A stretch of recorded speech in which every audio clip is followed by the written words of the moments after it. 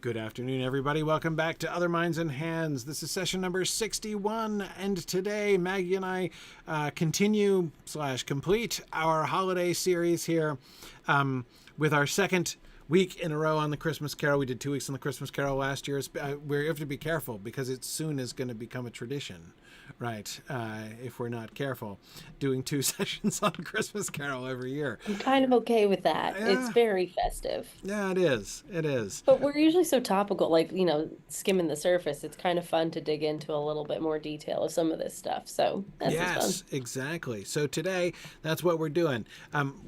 So last time we continued our openings sequence series, looking at both the opening of the Christmas Carol book and then the opening of 3 out of the 6 Christmas Carol adaptations that we looked at last time.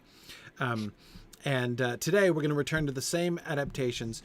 But the goal today, so looking at openings is one way of isolating a particular scene to look at, right? Another thing we wanted to do is to choose other moments. I think there are a few different ways that we could do. I can think off the top of my head of 4 different approaches to side-by-side comparisons to like this, all of which would be fun, right? One is openings. Just for Christmas Carol or general? No, just in general, right? I'm totally digressing now. So one is to do openings like we've been doing, right? Another obvious one is to do closings, right? Final scenes in all of them. That's also a really obvious, but a really good. But see, the thing about those is that those are scenes that are not just like interesting and appropriate to put in parallel. Those also have this like additional external pressure because of the first and last thing that you see, right? So, whereas it would also be cool to do 2 other things, which is what we're doing today, which is to choose a like crucial, pivotal scene, right? A really, really, really important scene. Which seems to be really at like the heart of the whole story. A core moment. Right. So like, for instance, I would consider like the scene in which the ring is thrown into the cracks of doom as the parallel kind of like the obvious parallel scene to choose in the Lord of the Rings. Right. When looking at Lord of the Rings adaptations, for instance. And with the Christmas Carol, it was easy. Well, I thought it was pretty easy. Let's look at that moment when Scrooge wakes up, that moment of change, right? When he first... It's a clear climax point on our little diagram. Yeah. Exactly. And now, of course, in all of the versions, Scrooge has like been changing during the course of the chapters with the different spirits, right? So it's not like he's unchanged, and then whammo, he changes. But that moment when he wakes up and he's now no longer having a dream experience, but now he is going to be like, what is it going to look like for him to change in the real world? And how is that going to be handled by the storytelling, right? That's sort of the moment. So we take this sort of central moments, pivotal moments. The 4th way, by the way, that I can think of doing it is to choose not an intrinsically important scene, but like a random scene, which is just which is sort of parallel. Just to, it doesn't have to be an important moment, but especially if we're looking at an adaptation, multiple adaptations, to pick some random scene that all of them have and just put them side by side to see what they do in that not intrinsically, crucial scene. Yeah, I always like moments like our first reveal of the protagonist, So like they would all have that. What is our first image of that main character? What description do we have from the text? And what are we being shown on screen? Because often they are real different. And that's a real fun one to look at. Yeah. Anyway, but so today is what we're going to do with Christmas Carol today is we're going to do that third paradigm, right? As I say, we're going to look at this moment, which is just a crucial moment where really, in a lot of ways, both the original story and the adaptation have the opportunity to sort of show what's this all about, right? What is the heart of this matter? If this is the moment where things, this is the dramatic reveal, this is the climax, right? This is the turning point. What do they do with it? What do they show? How do they accomplish that? And what do they do? So that's what we're gonna be looking at today. And we said, and this is something that we might come back and do with other films and film book combinations that we've been looking at. So back to the Christmas Carol now. The moment Scrooge wakes up. So we'll start with the book, and then we promised we were going to do the films in reverse order because we did them early Or to late Spirited. last time, and then we only got to talk about Spirited for like 3 minutes at the end of the time last time. So we're going to reverse it. We're going to talk about the book, then we're going to talk about Spirited, and then the Muppets, and then the old one. All right, so here is the book version. Yes, and the bedpost was his own. The bed was his own, the room was his own. Best and happiest of all, the time before him was his own, to make amends in. I will live in the past, the present, and the future, Scrooge repeated as he scrambled out of bed. The spirits of all three shall strive within me. O Jacob Marley, heaven and the Christmas time be praised for this. I say it on my knees, old Jacob, on my knees. He was so fluttered and so glowing with his good intentions that his broken voice would scarcely answer to his call. He had been sobbing violently in his conflict with the spirit, and his face was wet with tears. They are not torn down, cried Scrooge, folding one of his bed curtains in his arms. They are not torn down, rings and all. They are here. I am here. The shadows of the things that would have been may be dispelled. They will be. I know they will. His hands were busy with his garments all this time, turning them inside out, putting them on upside down, tearing them, mislaying them, making them parties to every kind of extravagance. I don't know what to do, cried Scrooge, laughing and crying in the same breath, and making a perfect Laocoon of himself with his stockings. Footnote: Laocoon, of course, was the Greek dude or the Trojan dude, technically, who urged against bringing the Trojan horse into Troy, and as a consequence got strangled by snakes. That's the comparison, is that he's like trying to put his socks on and making such a hash of it that he's tying himself up like Laocoon with malignant snakes. Quite the obscure reference under the circumstances. Okay. I am light as a feather. I am happy as an angel. I am merry as a schoolboy. I am as giddy as a drunken man. A Merry Christmas to everybody. A Happy New Year to all the world. Hello there. Whoop. Hello. He had frisked into the sitting room and was now standing there, perfectly winded. And then he looks around the room and he sees all the things that he saw before, which convinces him that it's all true, it all happened. And then, of course, we get the transition to him not being sure how long he's been asleep. And so he opens the window and he calls out to the boy in the street below, who tells him that it's Christmas, and he's delighted. And he sends the boy off to buy the huge prize turkey in the window next door, and gives the boy a generous tip. So that is. I want to read the entire passage, but I wanted to go through the, and of course he's very cheerful and kind to the boy, an intelligent boy. What a delightful boy, Remarkable lad, and all of that stuff. Remarkable lad, exactly. So of course his extreme kindness and generosity of speech, of course, designing to contrast with the chilling effect of his presence and his speech at the beginning of the book. Okay, so here it is, this crucial moment, this crucial turning point. What are things that we see? And what stuff jumps out at you, Maggie, is sort of most important about what Dickens is coming down on here in the beginning? Yeah, it's hard for me to remove film, so we have to just kind of let's just start with just text of Yeah. what really jumps out at you. And for me, with Dickens writing, it's all those similes, it's all those comparisons. I'm giddy as a schoolboy, or giddy as a drunken sailor, I'm merry as a schoolboy. Right. Paints such a picture, it's so visual that it already lends itself to a visual medium, which I quite like. Mm-hmm. So Mm-hmm. I like this kind of personification of change. It's I'm everything different from what I was before, and let me list out all of the things that are different. But I like that that's juxtaposed with the sameness of the space that he's in. Like the sameness is what grounds him Yes. because everything is exactly as it's supposed to be. He believes it. Yes. If everything else had changed, he wouldn't believe it, and therefore he wouldn't have changed. So Yes. like keeping that setting the same and then feeling the change purely and only within him, I Hmm. think is quite important and what we will probably talk about in these three adaptations. Right. Exactly. Yeah. That it is a heavy contrast on, as you say, the way nothing around him has changed, and the gratitude, right, with which he perceives that nothing has changed. It's a It's it's so pure. Yeah, it's a really huge deal, and it really does emphasize the change is all internal to him, even in a book.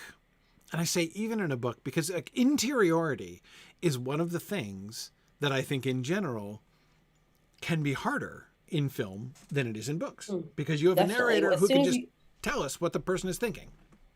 And as soon as you use voiceover, I feel like so many people have a chip on their shoulder about voiceover that as soon as you hear it, half the audience is like, oh, and Hmm. the other half is, okay, I guess you have to tell me. Right. But in interior views in text is so much easier to access that it's Right. very appreciated. But even here, like even given that, even given the advantage of text, and so I mean, Dickens can say things like, "He was so fluttered and so glowing with his good intentions that his broken voice would scarcely answer to his call." It is manifested outwardly, right? But he Mm, begins by telling us that his good intentions definitely. exist, right? Whereas again, in a film, you don't have the vehicle to just say, to just automatically convey he was glowing with his good intentions, right? And yet, as I say, Dickens is going pretty far out of his way to emphasize all of the internal change that has happened with, like, even in the text, that's getting externalized in certain ways, right? His own, how radically disordered his mind is from his usual, right? The business with his clothes, right, and the Homer reference, the unexpected Homer reference with his socks, right, is that seems to me a way in which Dickens is trying to point, because like what, it's not just that he's running around being crazy, right? The thing is, he is trying to get dressed. That is to say, he is trying to perform what is a perfectly normal and mindless routine, right? Hmm. The same thing that he's done every day that he's woken up, right, for, functionally for his whole, presumably for his whole adult life. His getting dressed routine is more or less the same, right? And yet he can't even do that Can't normally. even do that. Yeah, it's his hands were busy with his garments all this time, turning them inside out, putting them on upside down, tearing them, mislaying them, making them parties to every kind of extravagance, including apparently nearly strangling himself with his own socks. If, Making them party to every kind of extravagance. I love that. Like he's just messing. He's right, just messing. right, yeah. So there's this sense of like manic energy to Scrooge Hmm. there, right? But I think that the really important thing is that disruption is just disruption to routine, right? He's not, things are not normal anymore. He can't, he even in the simplest things, he cannot simply, in the state that he is in, he cannot simply fall into his normal behaviors, right? Right. Even perfectly neutral and unimportant behaviors like putting on his socks, right? Even Hmm. that is disrupted. And that again seems to be a way to sort of point by a kind of synecdoche, right, to how thoroughly disrupted his whole approach to his life is. And as you say, that final phrase, making them parties to every kind of extravagance. Now, the word party was used, I mean, we use the word party only in legal documents and when we're talking about parties, right? Celebrations. Uh, so the word didn't have fully, I mean, so when a modern person uses like the word party, we always are thinking about like festive parties first, right? That would have been less true, I think, in the 19th century. but nevertheless, the word extravagance still conveys a similar kind of thing. Like, they are being made parties to extravagance. That they're not just victims of they're not just. It's like he's celebrating with his clothes, right? But Like, I like that it makes it sound like an accomplice too. You know, right, like they are party to an extravagance. Like they are planning some festivities, you know, his exactly. club or his His stocking. clothes are playing games with him, right? Yeah. Um, Yeah, it's a lot of personification into these stockings. right, right, exactly. I mean, that's a really interesting touch. Now, I agree with Mrs. Manrique was saying that when when the narrator tells us that he was so fluttered and so glowing with his good intentions, he's already conveyed it. He doesn't just tell us that, right? She's quite right in saying that the speech that he just gave, right? Heaven in the Christmas time be praised for this. I say it on my knees, right? That whole speech he's just made expresses, it shows him glowing with good intentions. But then the narrator, so what the narrator does is acknowledge that and then transition into helping us to hear more clearly his voice in our heads, describing his broken voice and why it is that his broken voice will scarcely answer to his call. And pointing to the almost, well, I don't know, almost harsh transition between he had just been sobbing violently, his face wet with tears in his previous conflict with the spirit, right? The spirit of Christmas yet to come. And this sudden transition from violent weeping and streaming tears to glowing good intentions and joy that is now erupting. Dickens is kind of walking us as readers through that process, which is a jarring process, but he brings us along with Scrooge there. And there's enough description there that I feel like is really relatable to anybody that's reading it. Like we've all had those moments where you thought you've really mucked something up and then it proves to not be true or you've been forgiven and just the relief washing over you in waves of, Yes. you know, and that's what we're physically seeing in him. Like it's relief because, you know, the ghost of yet to come, he's not fulfilling that destiny at the moment, but there's so much more than just relief. Like it's so much deeper than that because his redemption is so much bigger than relief, you know? So it takes a couple paragraphs to get that manifestation out. Yes. Yes.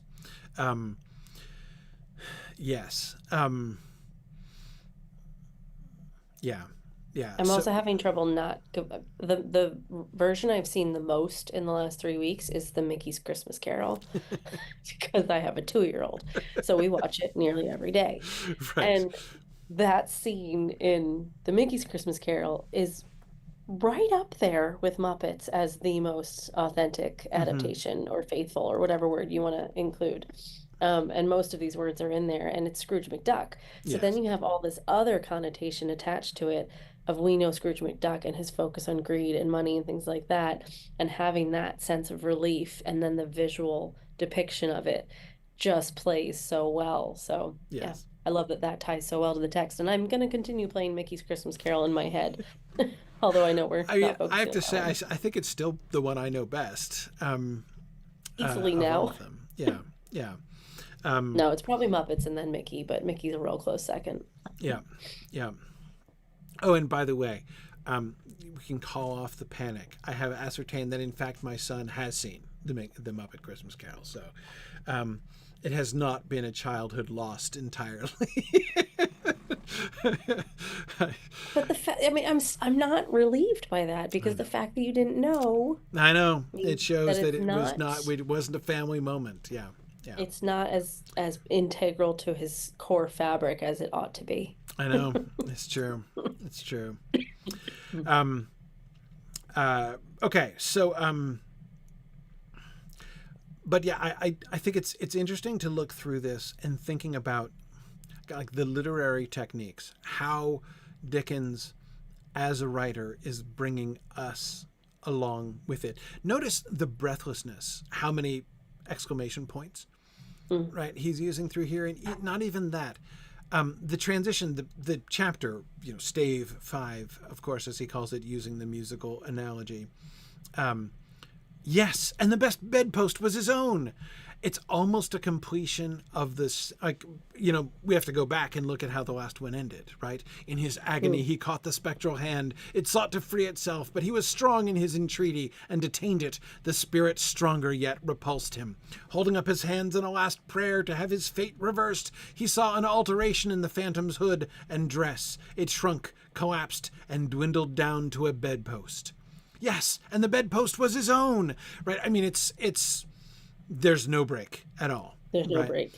You just hurtle forward from the one into the other. And I'd forgotten that the ghost dissolved into a bedpost. Like there was an actual visual transition there that I'd forgotten about until we reread it.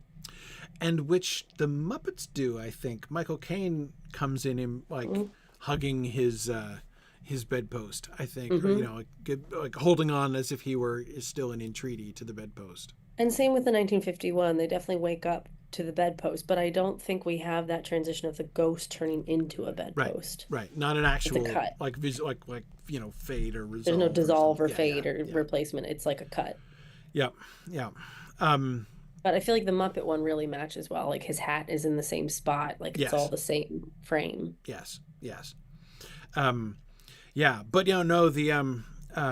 the rapidity of this transition and the momentum of the whole thing, right? And again, how he brings us through, because it's a really interesting challenge as a writer to bring your readers through a scene in which the protagonist is having a really mentally jarring experience without making it too like unpleasantly jarring or difficult to follow, right, for the reader. Or without making it laborious, right? Belaboring it, so that you lose that sense of sort of spontaneity.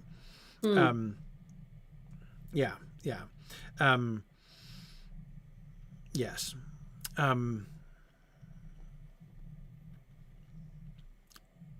Okay, let's we come back to this too, but let's think about the adaptations now. So we promised we would start with Spirited.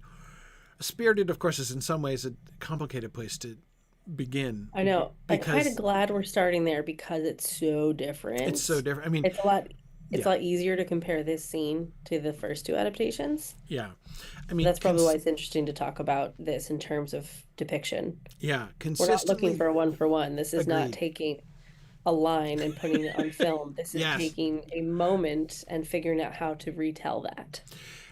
And more, there's like throughout Spirited, right?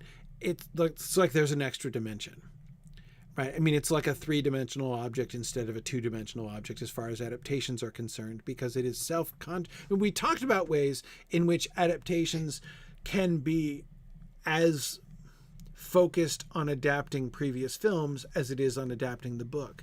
Spirited is like an entire other level of that, right?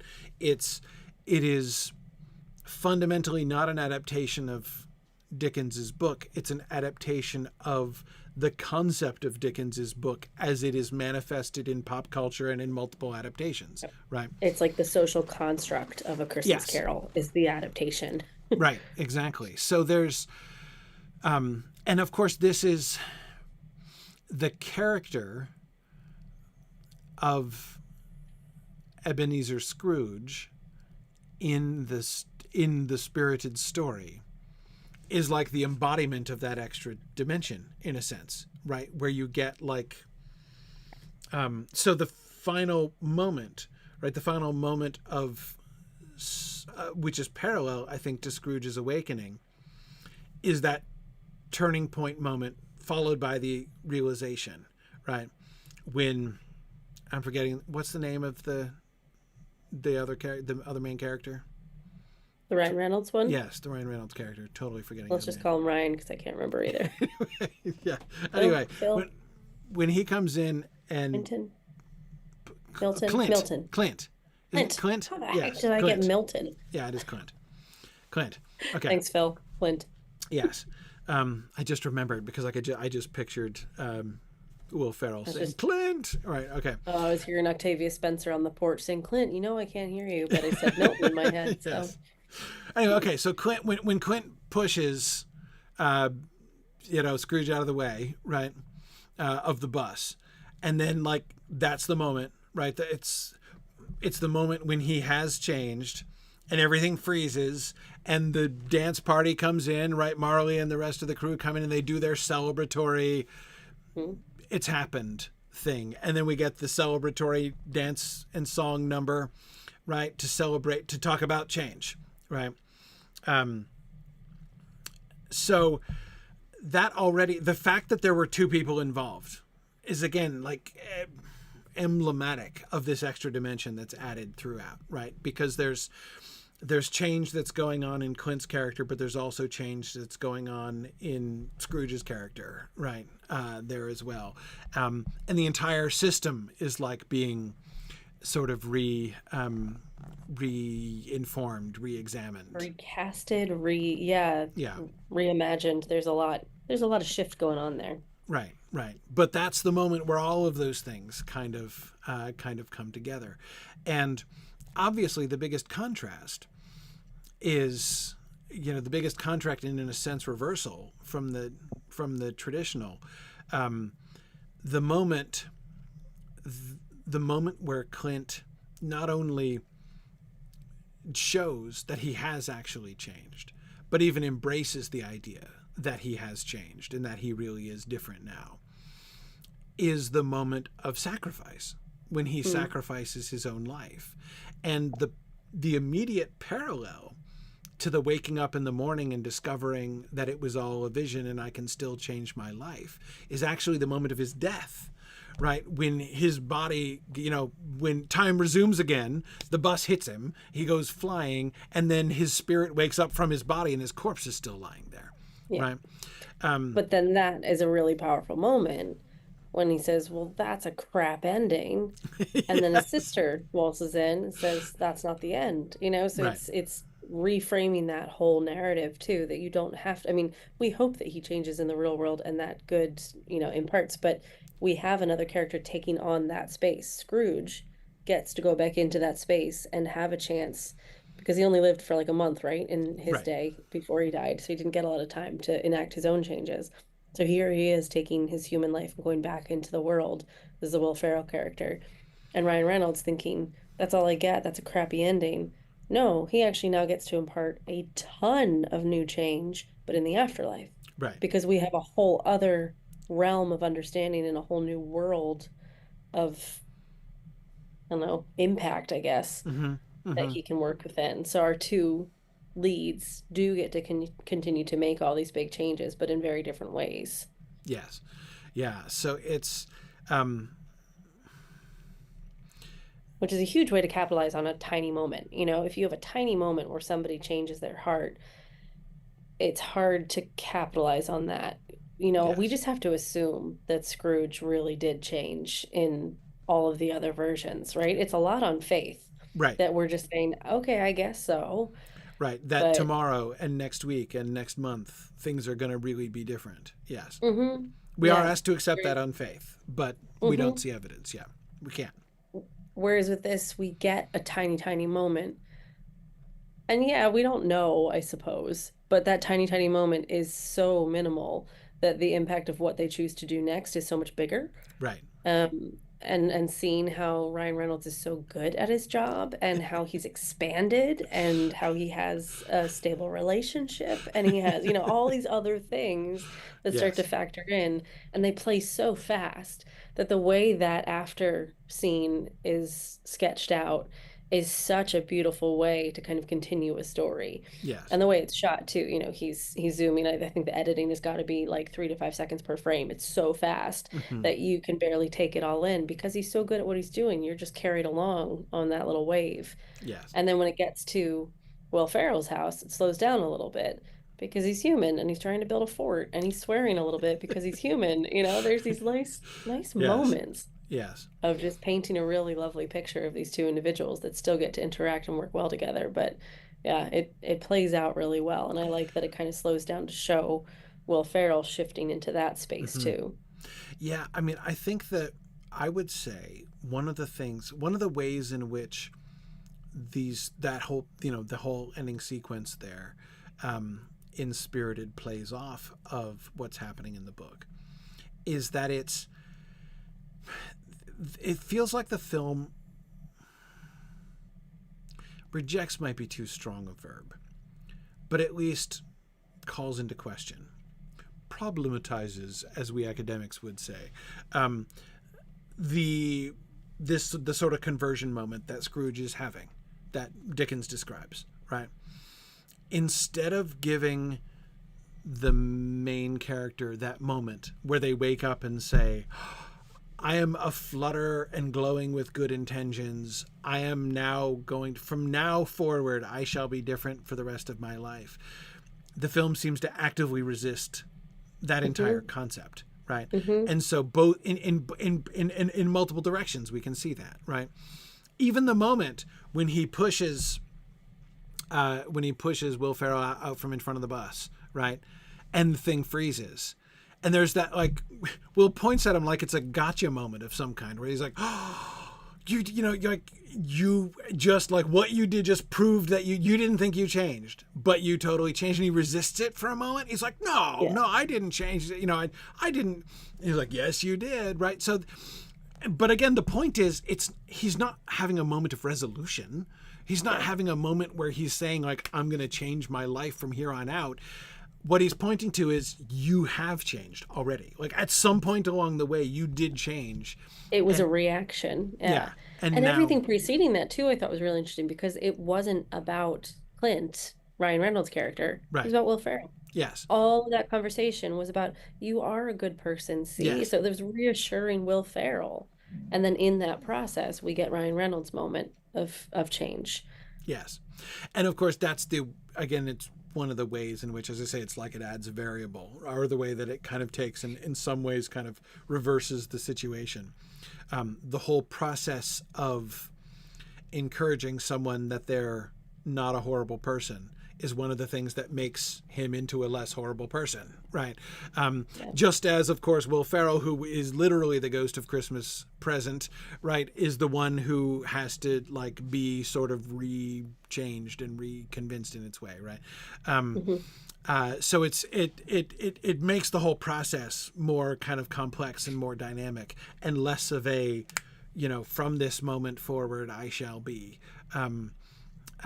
In that way. But of course, I was also going to say, as you mentioned, seeing the Will Ferrell character swearing at his children, right, in that last scene, and and he says, like, I'm sorry, he still comes out sometimes, like, I can't, shows, okay, this is not a the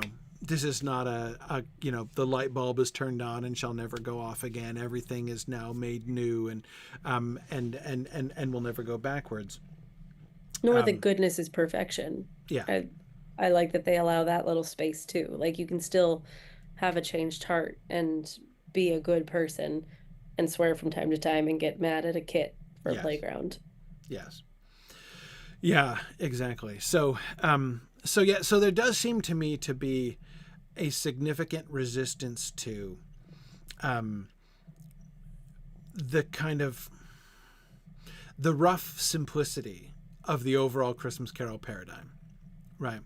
Which is, of course, interesting then, thinking back to what we were observing about the opening of the film last time, right? Last time they run the scenario, right? We see the scenario, right? We see the tail end of the scenario, right? And we see a person being changed, right? We see a person and in that transformation, then all of the, literal and figurative high-fiving that happens afterwards, right, when the work is done, and this, yet another person has been changed for the better. So we begin with the enactment of that sort of comparatively simplistic paradigm, and then it ends by sort of complicating it and questioning it there at the end. Now, let's think about the Muppets. One more thing I'm pointing out there. Yeah.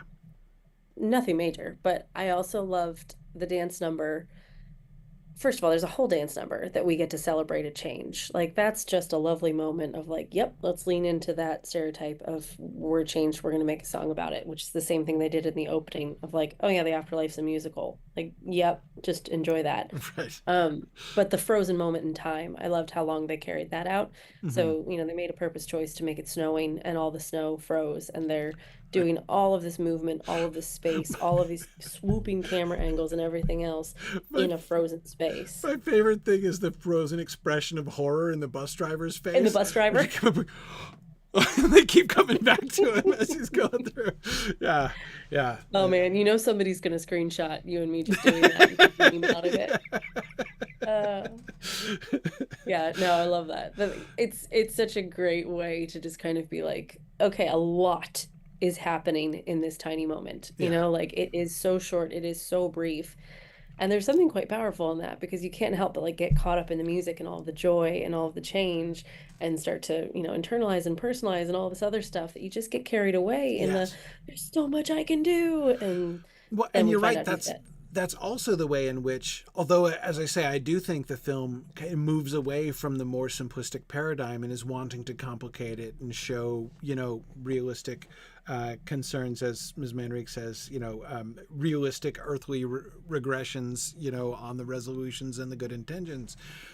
But it also, in that moment, in that frozen moment, there is still the celebration of the like the paradigm is still there, right? In that moment, we're celebrating change, right? That he does, the Clint character does have his Scrooge's morning after moment in that almost infinitely protracted moment right before the bus hits him, right? So yeah, we do see that, but yeah, then it's placed within that sort of larger context. Yeah, Yeah. I thought it was a very cool moment and neat way to tell that bit of a story. it is. It is. It is. Okay. Okay, Muppet. Muppets. Let's talk about the Muppet version. So the Muppet version is by far, of the three, by far closest to the text, Yeah. Yeah. which I thought was really interesting. We get the sort of dissolve into the bedpost, right? And it really is almost a match edit with his hat dark in the graveyard to the light of daybreak on his Yes, hat in the same space. yes, yes. His running around the room. He delivers many of the lines. Light as a feather, merry as a schoolboy. Right? We And seems frenetic, and you could see how stockings would get made party to right, right. extravagance. Exactly. Though we don't see any of that, nor do we see him. So he's running around and he's giddy and he's excited and he's okay. One moment that really stuck out to me, and it stuck out to me in part because I had watched the 1951 one first, but was the moment when Michael Caine looks in the mirror, right, and he Oh, does the like he's going to start doing something with his hair, and then he kind of jerks back and he's like, whatever, and he just leaves it behind, right? That was a really interesting moment because it was like he looks at himself in the mirror. It's almost like a moment of realization. Like, I feel like a completely different person. Oh, wait, but I don't look like a completely different person. Like, I'm still as old and ugly as I was before, when I went to bed. It's like the impression that it gave me. I Oh, don't know. see, I didn't feel that. No? I guess I felt that moment was kind of like a routine, Mm-hmm. like this is what he always does is look in the mirror and then he realizes partway through the glance, like, oh my God, it doesn't matter. It doesn't And matter. Yeah. and scoots out, Yeah. because he kind of looks like he wants to zhuzh and then he's like, Yeah. Right. doesn't matter. Right. Not bother. Yeah. And I wasn't sure whether he normally did. It didn't, I don't know. If anything, surely he would just growl at himself. Right. I can't imagine Scrooge like Right. slicking his hair back and caring Right. about it I don't much. think he spends a whole lot of time in front of the mirror usually, right? No, I But don't. I guess he wouldn't care necessarily beforehand either, but it's a different kind of doesn't care. It's more of a, it doesn't matter it doesn't as matter. opposed to Right. I don't care what you think Right. rather than this is not important. Yes, yes. Um, I, the reason it stepped out to me is that like sort of grunt that he does, right? Mm. And it struck out to me because it was the one. It wasn't exactly a sour note, but it was like off from like it was the only moment in which it was one of the only deviations from Hmm. everything else was like beautiful, happy, delighted expression, and I'm running around and I'm speaking the right, and then he moves on, right? And Hmm. it was the I don't know what the inequality of that, the unevenness of that sort of momentary interruption of his mood in that way that really struck me. As I say, I'm not sure what to do with it, but That's a nice moment to clock into, though, because I mean, and even Michael Caine was saying he wanted to deliver everything like a Shakespearean actor. Like every other moment of that scene is really strong.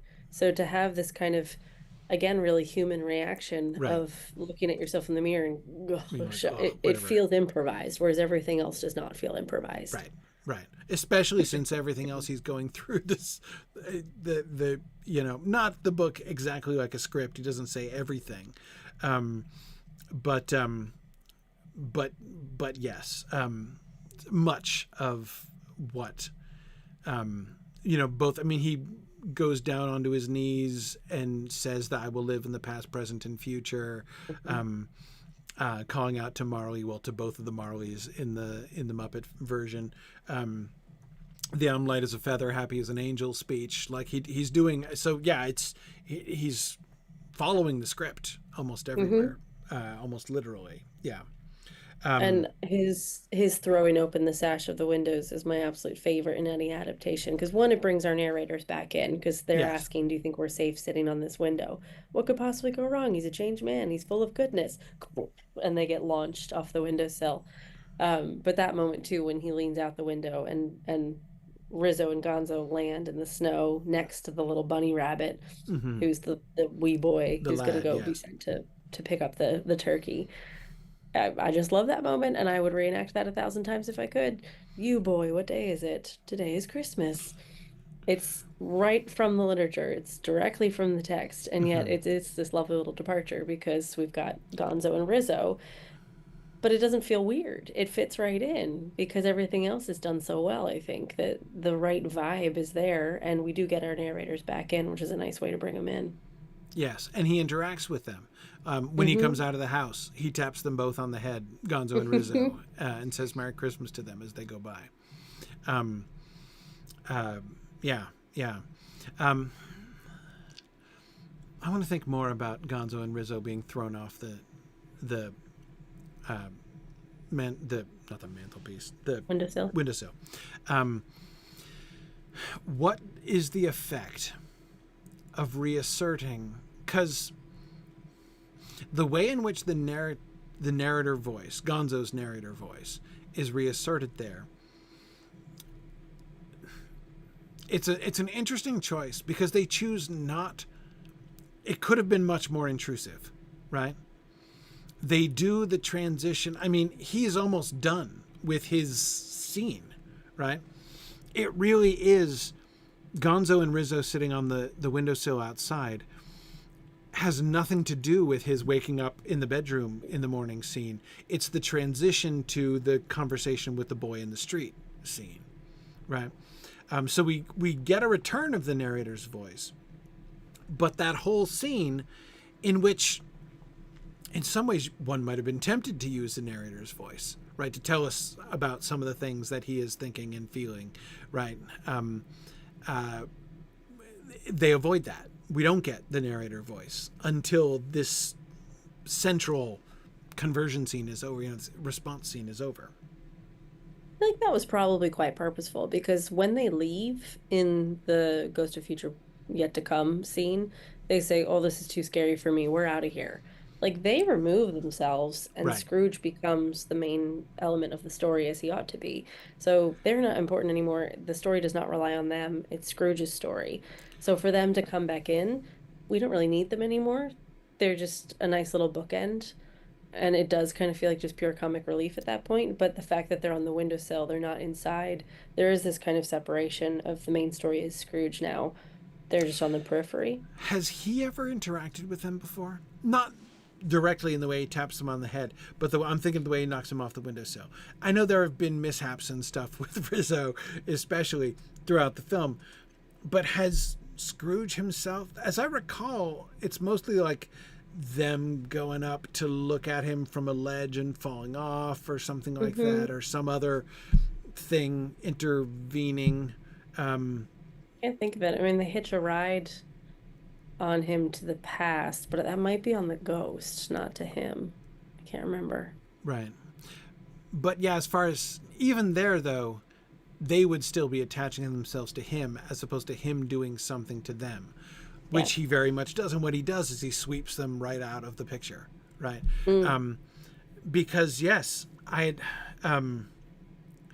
had not been thinking about, I had been forgetting about that moment where they excuse themselves because they're freaked out by the ghost of Christmas yet to come.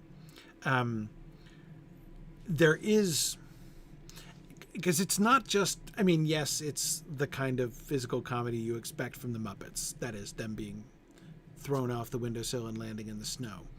But it's more than just that. Like in this gesture, which is such a, when he finishes his purely internal shift, the opening of the window and him calling out the window to the boy, that's like, symbolically speaking, that's a really important moment in that whole sequence.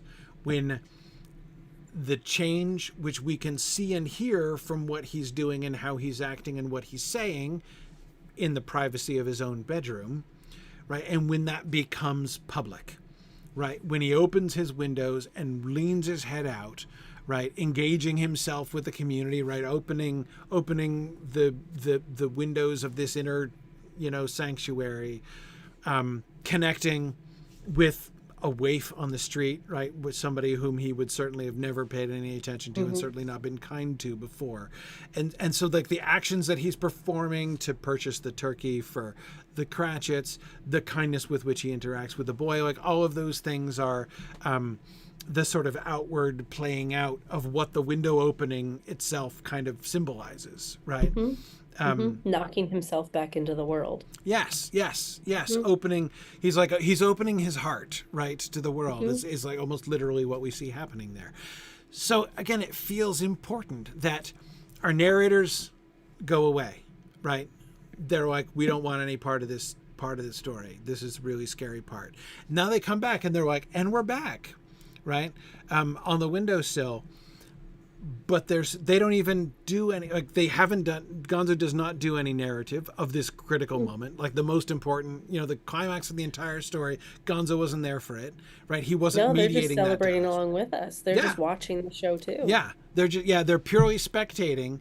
And then right when Gonzo sounds like he's about to start narrating again, whoosh, the windows open and they get swept away again. And now they're just like extras. Again, they're just one of the several people that he says Merry Christmas to when he comes out the door. And that's the next thing that we see.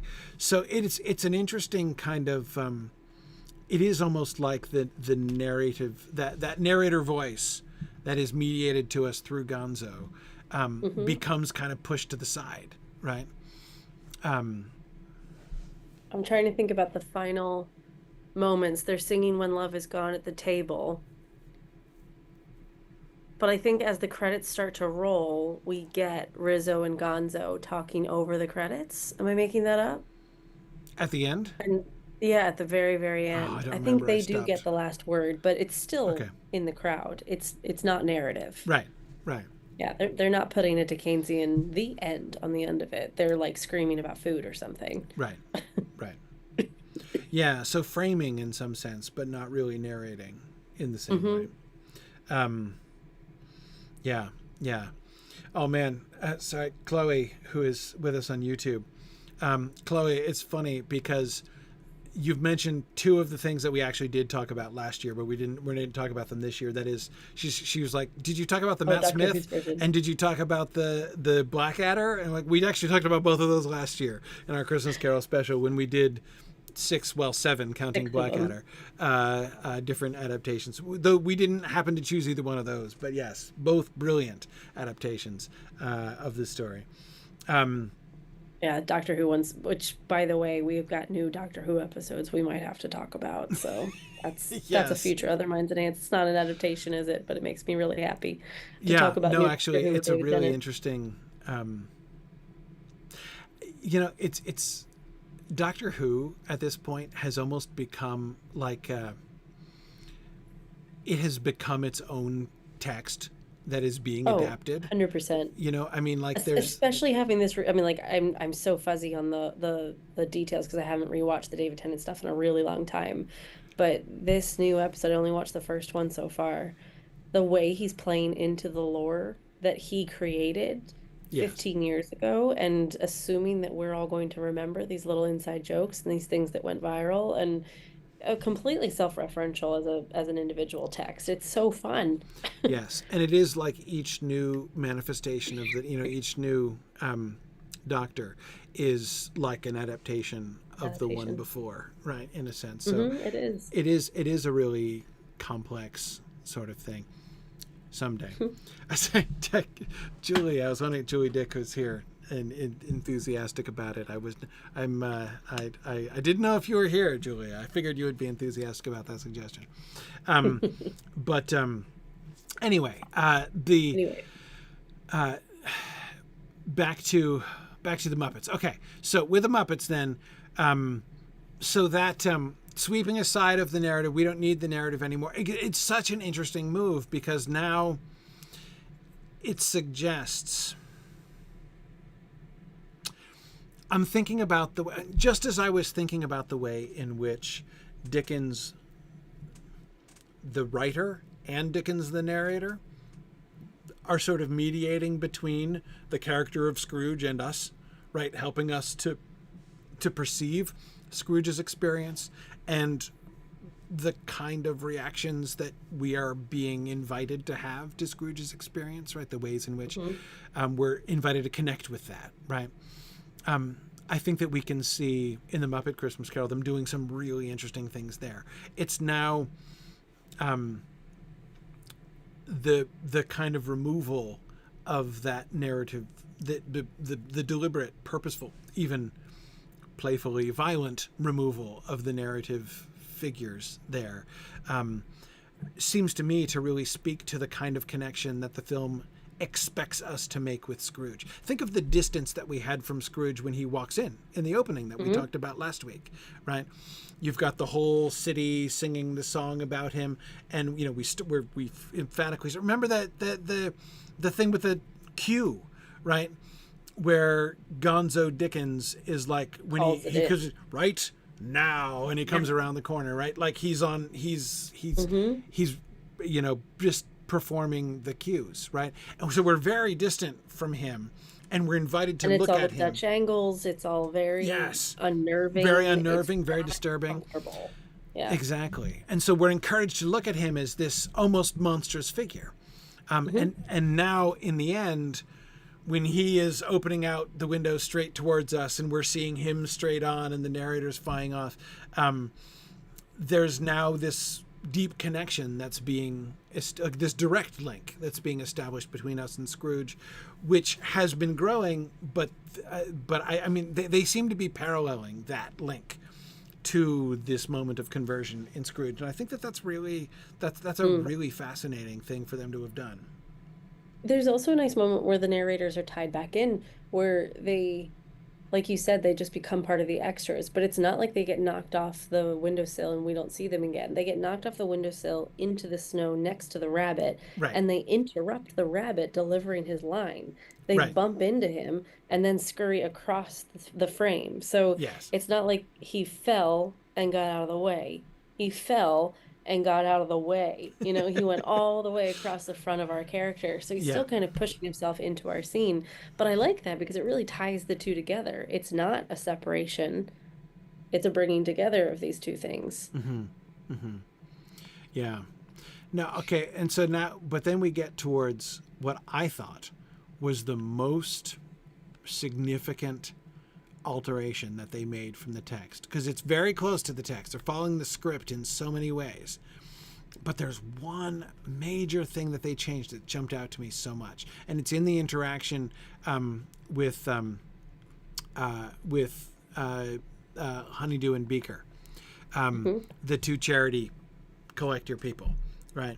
So Scrooge comes out fully and nicely dressed, I would add, right? Nothing crazy or disordered. No stockings around his neck. In his dress or appearance, exactly. Although he has changed significantly, he doesn't look crazy. This is important because, like, the Mickey's Christmas Carol leans into the crazy. Like, he goes out with, like, his pajamas on and his, you know, he's all disordered and messed up, right? So he comes out and he looks fine, except he's acting differently. And he comes over and they're afraid of him, right? You've got Beaker like hunched down in terror behind Honeydew, and he comes over, and then he, you know, whispers the amount of money he's going to give. He makes this very, very large donation, and now comes the big thing that really stood out to me as this huge change. When Beaker gives his scarf to Scrooge, right? Honeydew says, if only there were something that we could do to thank you for your gift. And Beaker gives him his red scarf. And of course, Scrooge is wearing all black, right? Like he always does. That's all he owns, right? This is all black clothes. And Beaker gives him the scarf, the bright red scarf. And he takes the scarf and he's visibly touched, right? A present for me, right? He's you know, the Michael Caine makes it fairly clear, like, Scrooge never receives gifts. Ever. Like, it doesn't, he can barely even process this, right? And so he takes the tiny little scarf, which is way too small for him, and puts it around his neck, right? And wears this bright splash of red. It's now the most visible thing on his entire ensemble, of course, and completely transforms his look. Right now, he has this bright red thing around his neck. But that element of Scrooge understanding the wonder of receive, like the how marvelous it to receive a gift, right? That's not in the text. We get nothing like that in the text. That's a completely new dimension that they added to the story. They were following the script almost exactly, right, in almost every way, but that one thing, that was the biggest departure from the text's narrative that they introduced. And I found it to be a dramatic transformation of how I was being invited to look at Scrooge. There's a kind of personal vulnerability that we see in Scrooge there that we don't see in the book in the same way. That's exactly what I was going to say. Like, you know, it makes me feel a bit emotional when you think about, like, people caring about you. You know, when you have friends that reach out to you in a tough time, or you have family members that give you a hug when you're having a bad day, that's when you start to feel really touched and really emotional. And he's never had that. And in that moment is when you see it. So tapping into that very raw human emotion and allowing us to see that, vulnerable is the right word. That's really powerful. Yeah. And one of the things that it seems to me to one of the things that it seems to me, if there's a sort of a potential weakness in the book, right, it is that the giving away of things that Scrooge does do is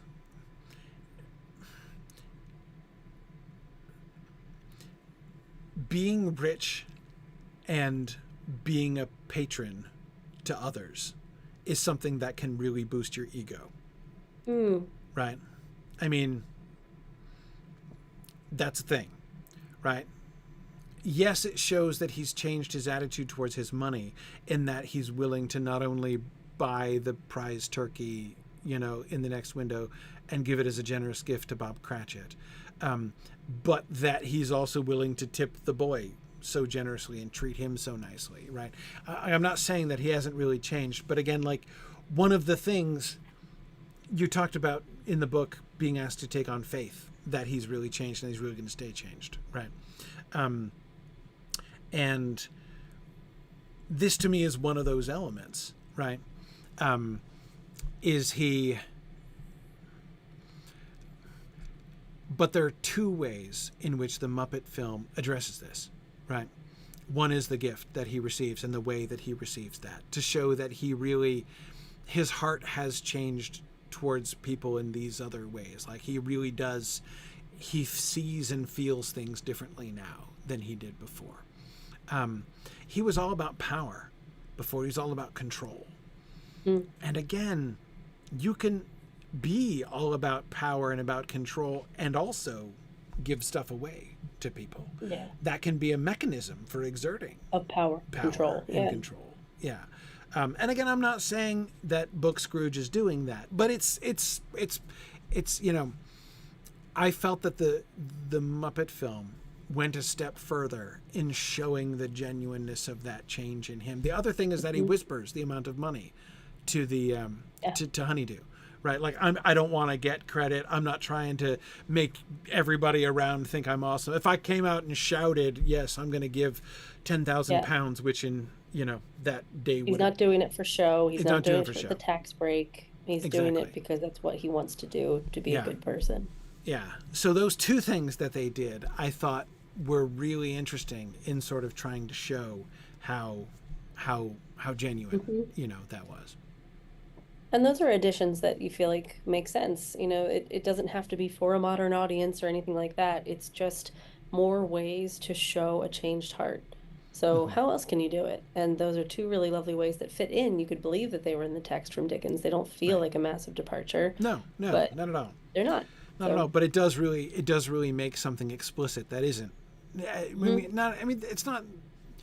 There are other ways in which we can see Scrooge's change, but in that moment, like in this moment, we see more of it, I think, in the book, with the Cratchits later on. But here, and I like the show Don't Tell. I like that we didn't have to have the narrator telling us that he's changed. We get to see these little moments that are very human. Yes, and I think that that's really the moment with the scarf in the Muppet film is the one in which it seems to me we're like, that's the really convincing moment, right? That's he really has changed. This is not just a, you know, like a temporary, you know, act that he's putting on or something. He's just being good today. No. Right. Yeah. The 1951 film. The 1951 film leans really heavily into the disorder, right? Very much chaos. Like like mad scientist chaos. Yes, like it's like Scrooge has a psychotic break, right? Yeah. I mean, yeah. It leans so heavily into, you know, I am light as a feather, happy as an angel, merry as a schoolboy, giddy as a drunken man. Now, he delivers the line, but he's more than giddy, right? I mean, he's completely frantic. But then more than that, the thing which is... So, again, he acts like a crazy person and is meant to be seen as a crazy person. And we know he's meant to be seen as a crazy person because the film goes out of its way to give us an extra person who is a spectator of this, which none of the others that we've looked at, well, okay, in Spirited, but it's just a different paradigm. The Muppet adaptation just gave us him alone in his bedroom in the morning, right?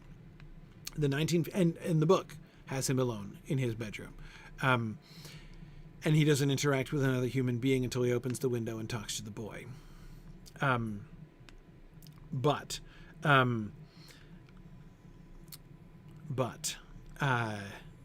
the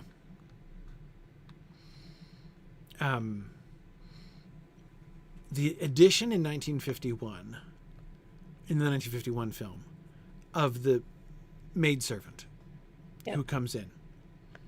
I think, I don't know, of all of these scenes that we're looking at, I think that's the most disastrous adaptation choice of all of them.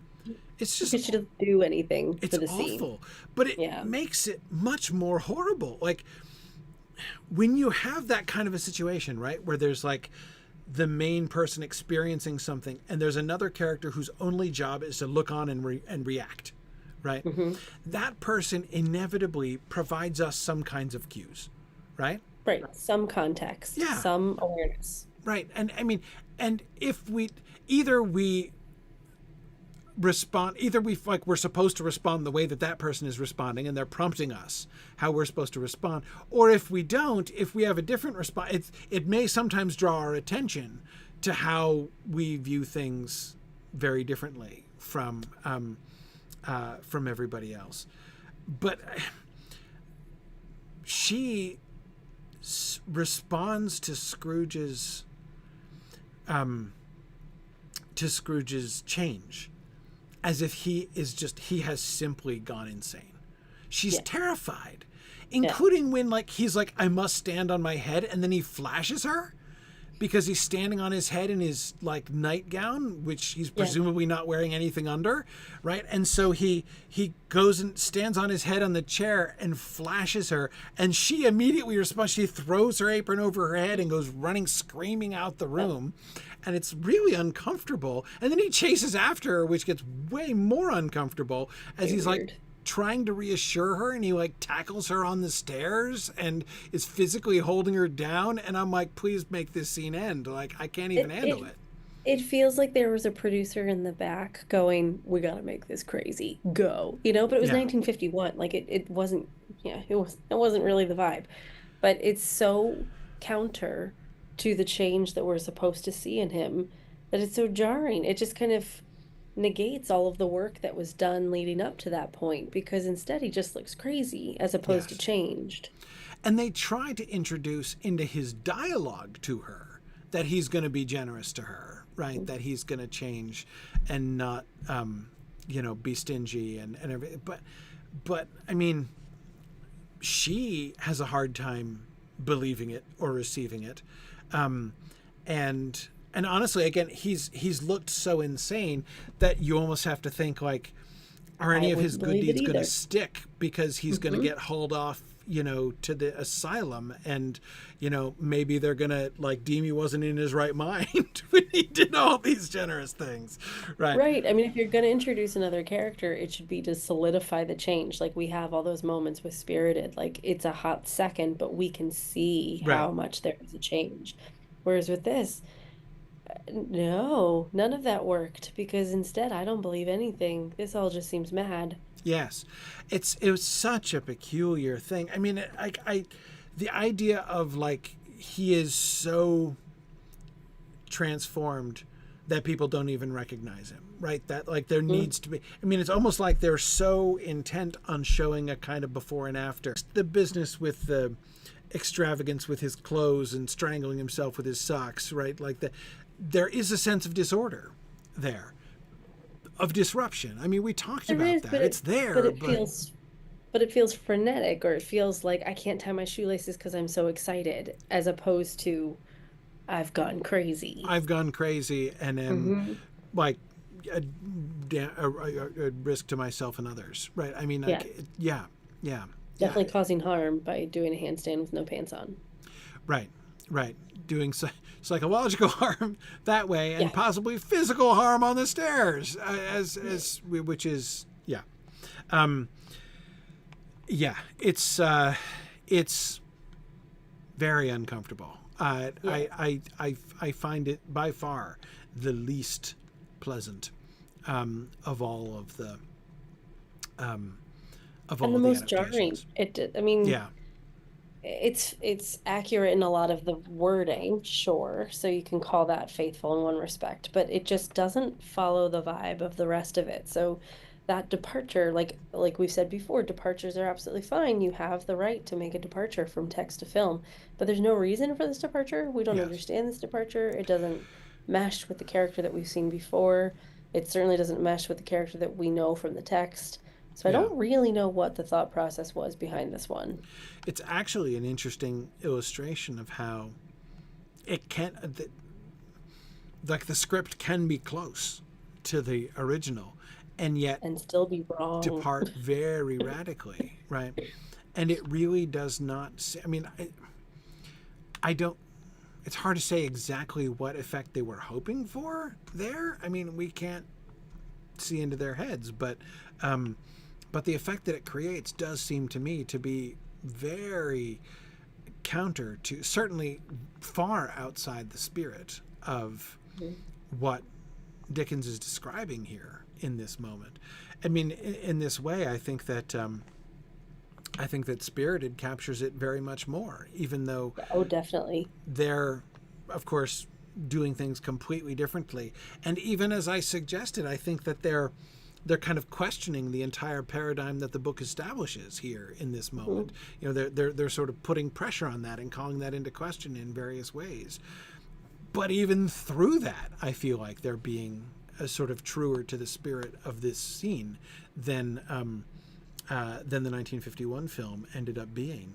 And it's, yeah, that was hard.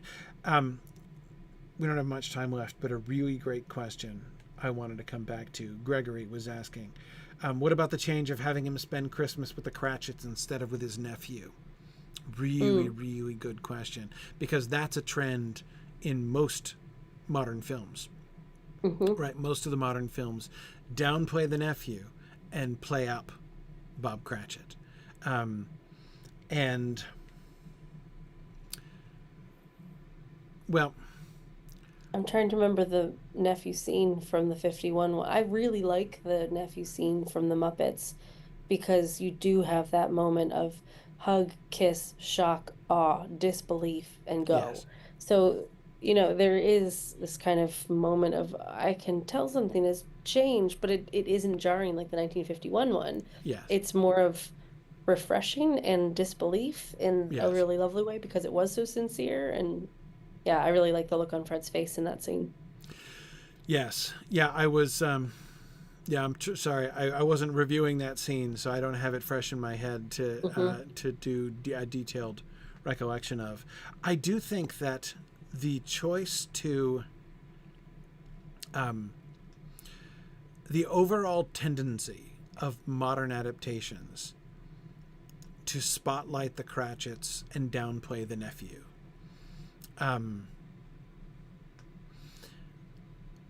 It has an important effect, right? I mean, the primary effect that it has is to lay more stress on the positive fruit of Scrooge's change being generosity to the poor in general and generosity to his poor employee, like to his inferiors, right? As opposed to valuing of family connections, right? That he had separated himself from his family in the way that he had, and the way in which Christmas is emphasized. I mean, as his nephew emphasizes so much when coming to invite him to dinner again, right? As he does every year, despite the fact that Scrooge refuses every year, right? The scene at the beginning with the nephew's invitation is very much emphasizing Christmas is about reconnecting with family. This is part of the essence of what Christmas means, is this this connection with family, and that in distancing himself from that, in separating himself from that, Scrooge is violating something almost, at least as deep as his lack of mercy to the poor, and of his and of his unkindness and cruelty towards his employee, his unfeelingness towards his employee. And so the shift away from him spending Christmas dinner with his nephew and towards him spending Christmas dinner with the Cratchits, it really does seem to be a general, I don't know what, like devaluing seems like maybe a too strong word, but certainly less of a focus on the significance of family in that way, which I think the book is very much suggesting. I think it would be harder to show change in the family relationship in this instance. So I don't know how I feel about commenting on the role of family or the depiction of family in modern adaptations, because that seems like a much bigger topic than I have brain space to consider. But in terms of just seeing someone's change in a space, Mm-hmm. it's a lot easier, I think, to depict someone's change with someone less fortunate Mm-hmm. than it is with somebody on the same financial level. It feels simpler in a nice way to just kind of show. Also, we have Bob Cratchit is much more in his day to day. So Right. the kindness and the openness that he's able to give to the Cratchit family shows kind of a bigger connection to his everyday existence. Right. And again, I'm thinking of Mickey, making him a partner, you know, Yes. like really inviting him into the practice. And I'm not just paying your mortgage, I'm making you a partner and bringing Yes. you into this business fully. Like, that's a real commitment, because that's not just donating a lump of money and going on about your day. That's changing everything. That's changing how Yes. you work. That's changing how you show up. That's changing the name on the sign. Yes. Yeah. That feels Exactly. like a bigger, easier win for a filmmaker trying to tell a story of how to show change than it would take a little bit longer with Fred to kind of illustrate that. Right. So basically, you're suggesting. I'm thinking back to your observation before about faith, right? That we have to kind of take on faith that his change is permanent, and so it's a way of kind of bridging that gap a little bit to show like, Potentially. yeah, yeah, I Yeah. could see that. I mean, I could see that being a reason why you would say that. And we've had more time with the Cratchits. Like, we relate more to the Cratchits as an audience member than I relate to Fred, because I'm not in that upper echelon of financial Victorian, Right. echelon. Right. I Right. do relate more to the Bob Cratchits. So maybe that makes more sense too, to lean into that relationship. Yeah, that's interesting too. And even just showing up to a party where like bunches of other well-to-do people will be doesn't seem like as clear and emphatic a testimony to a changed character Or as speaking of an yeah. impact, like when you think about the Muppet one, or the text, they're playing the game making fun of Scrooge. That's Mm-hmm. not a group of people that are kind in their heart 100%. It's not the nicest thing to do. I know it's just a game and they're not evil people, but it's not. Showing the Cratchits is a much more pure, Yes. family-centered. That is a stronger depiction of what an idealized family is Yes. than I think Fred is. Yes. So I don't Yeah. know if it's a devalue of family. It's probably a heightening of family if you look at it through that lens. Yes. um well, just again, as usual, it's the relationships are too complicated to talk about this easily. But Snake is pointing out how the relationship to the Mm, nephew or niece in this case is in Spirited Spirited. is so integral to the plot. Um, Yeah. and right, I mean, yes, the nephew parallel character. There is a nephew parallel character whom the Scrooge character, the Scrooge parallel character, who's Clint, right, is neglecting. And then there's also the Bob Cratchit character, right, the secretary, whom he's exploiting and mistreating and everything, right? But of course, what they do with both of those characters is so different. But I do agree, Snake, that it is interesting that Hmm. in the through the choices, through the changes that they make to the whole scenario with the niece character in Spirited, they do place that relationship closer to the center of the story than I think it is in any other adaptation, you know, in like 100 years. I think that is an interesting sort of side effect of the particular, you know, kinds of choices they made about that. I think that's interesting.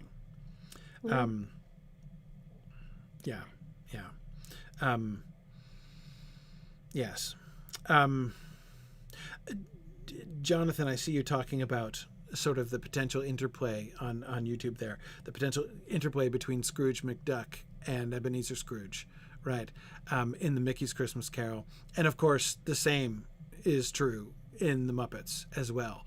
And I will admit that it is a really delightful kind of added dimension to both of those adaptations, right, where both of those adaptations are kind of taking, there's a sort of additional language that they use, right, in which Muppets they choose to play what roles in the story.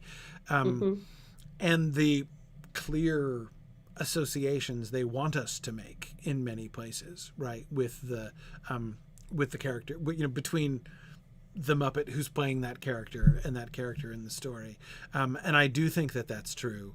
And, Maggie, thinking back to what you were just saying about identification with the Cratchits, the fact that Mickey Mouse plays Bob Cratchit, there you go. Everybody's beloved, Yeah. Like Bob Cratchit, as soon as you see in the opening sequence that Bob Cratchit is played by Mickey Mouse, like Bob Cratchit becomes the main character of the story, functionally, right? At least we're invited to think of him in that sort of protagonist role. And I would say the same with Muppets, having Kermit do that role, and Kermit is the icon that everybody has for the Muppet Show and things like that. They're putting them as the central alignment. Exactly. So in both of those, it's like this whole special set of cues, right, that the filmmakers have in both cases that they can supply. That's really interesting. And giving us Piggy too, the strongest relationship in that film is Kermit and Piggy, which is the strongest relationship in the Muppets is Kermit and Piggy. So if you're putting that in, I feel stronger about that than I do about the two random humans I don't know playing Fred and his wife. Right.